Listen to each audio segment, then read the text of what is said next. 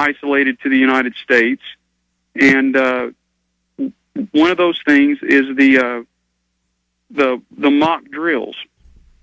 And if you wouldn't mind me focusing on that for just a moment, there were mock drills going on the day of 9/11. Oh, the exact targets, the exact same place, exact same time, being attacked, and yeah, we've covered that in Terror Storm. It's covered even better because Terror Storm just focuses on that for about 30 minutes, in the 7/7 ripple effect. But just for time constraints, you can get into that if you'd like, but I'd really want to talk about Anthony and what he's dealing with right now, and where these charges are going. But go ahead and into the drills briefly. Yeah, real briefly, the same exact scenario played out in Great Britain with the London bombings. There were mock drills going on the same day in the same places, and this should be a clear sign to people what they're dealing with, who the real terrorists are, so that everybody can put this in perspective and understand why these things happen. And really, the reason that all this is happening to Anthony John Hill right now is because he's exposed. Well, the establishment is now outlawed photographing police in England, but they've got 6 million cameras in London alone, photographing somebody hundreds of times per day as they walk around. This is blown up in their face, though. Now everybody's watching 7/7, the ripple effect. Oh, yeah, absolutely. And they're the most heavily surveilled people on the planet right now. But you don't photograph police? Just amazing. Okay, what's happening to Anthony Hill? Where is this going right now? Last time I heard they want to extradite him to England for charges. He's been grabbed in Ireland. Where is this going? Well, the charge is perverting the course of justice, and that's for sending this DVD to the judge so that he could know the truth while the trial was going on. This DVD was in case people don't know and the listeners don't know, the 7/7 ripple effect was released on the 5th of November in 2007. This trial happened in May of 2008. So this DVD that went out was free information available on the web, and it had been available on the web for 6 months. So really nothing, new there. And of course, it's up to Well, people always write letters. To watch it. They always write letters and things in big court cases and send information to courts. I mean, this is asinine. But when I read in the Irish Times last week, they're also going after him for sending it to a jury, right? Or is that wrong?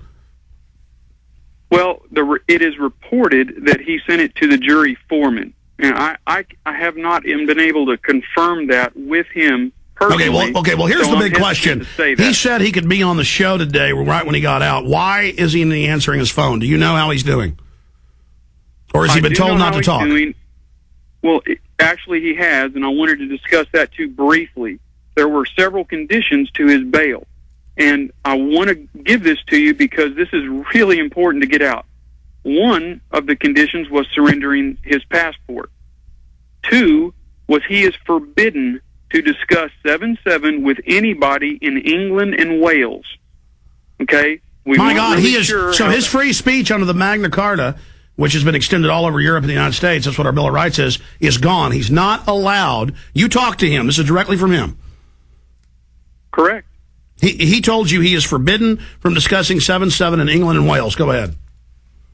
I have spoken directly to him. This actually came directly from his solicitor. Okay? Which, for people in the United States that aren't aware, a solicitor is a lawyer. So, an attorney. A barrister. So this is directly from, it's directly from his solicitor. And he also has a third requirement that he has to sign in 3 times at a Garda station, which is the Irish police. And they're going ahead with the charges against him? Okay, that's the other interesting thing. He has actually only been held on an EU arrest warrant. That's it. Under Interpol? Yes, there's been no British warrant produced, and there has been no search warrant produced for the things that they confiscated from him. Well, they're complete morons because this film was already very popular, and I talked about on air how great it was, and now it's going supernova. So everybody go get 7/7 Ripple Effect on the web. They're trying to take it down on a lot of sites. They're very upset by this because it proves exactly what they did. And that's why they want to shut the web down. Well, and not only that, but for people that don't know much about him, this is the same man who spent the last 10 years trying to raise the Ark of the Covenant in Ireland and knows the exact location of the entrance to the subterranean Mergay that down to a 6 foot by 6 foot square of grass. And they're not about to let him dig it because they know that it's there and they know that he would be the one to bring it up. Well, the British lords do, and the Queen and all of them do claim that they have that. I don't know if that's true, but I know he's also done a lot of research on that. Very, very interesting. Well, we want to get him on, I guess, to talk about that. I guess he can't now talk. Oh, we're going to let you go while we busy set. Actually, he could come on to talk about that, I would think, and I would love to see if we could schedule something like that for you, because I think you're this all has a tie-in to the New World Order, and it is a solution. No, he's been a prolific researcher and been very effective, and his film 7/7 Ripple Effect is just amazing. I don't know the man, but we'll talk to him then next week as this develops. Thank you so much for joining us, sir. Appreciate Thank you, Alex. I hope you have a good day. You bet. Is there a particular website where we can look at more of his material? Because I guess if he's barred from talking about it, though, I guess they're going to make him take that down? No, I don't think so, and I'd like to give that out if you wouldn't mind, please. We need to mirror the site. It is http://jawtruth.net, and that's JAHTRUTH.net. All right, thank you, sir. Our men down under, we're going to go to a call from Australia here in just a moment before they hang up, because I want to skip ahead to them and go back to other folks that are calling in. Your take on hearing about them putting a gag order on Mr. Hill from being able to come on this show? Well, similar things has happened in Australia with Australian detainees in Guantanamo Bay. They've come back to Australia and they've had gag orders on them, and we really haven't heard their full stories. They call that a D notice in England. They just tell the media shut up, too. It's actually quite common. Yeah, there's nothing unusual about things like that in Australia.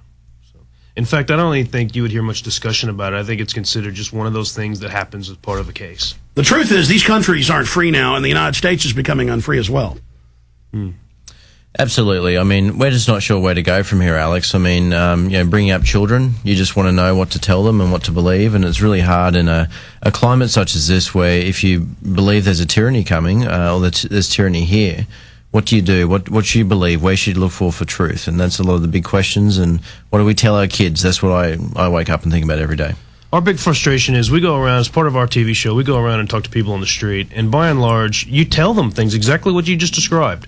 Hey, listen, people are not able to talk freely about the things that they're experiencing.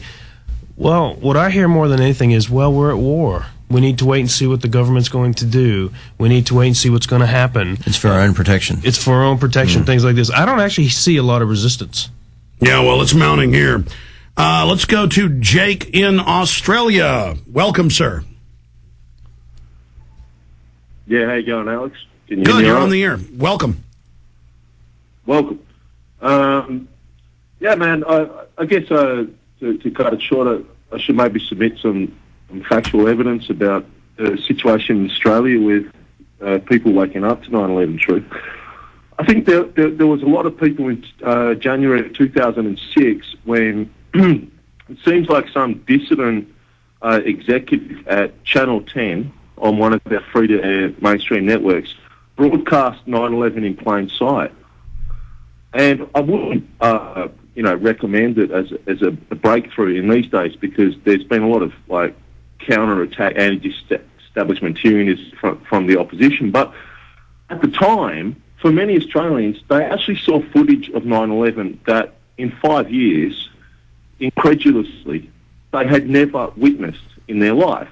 And yet 9/11 was covered so much in Australia that it was impossible, and I'm sure your film crew there have witnessed this too, that it was impossible to witness any radio station news broadcast in the country on any given day without some mention of the threat of terrorism and 9/11. And yet, and the television were over-broadcasting and repeating all the footage that they claimed was the total canon of footage. And yet, oh my God, it's amazing. So it was, if you'd been paying attention, it was obvious they had been blacking out, stuff like live journalists in New York with dust all over them, talking about, witnessing all these explosions, everything, man. For me, so I woke up in January 2006, but to say something in defence of Australians, and maybe your film crew there can speak of this, the only kind of mainstream media where they actually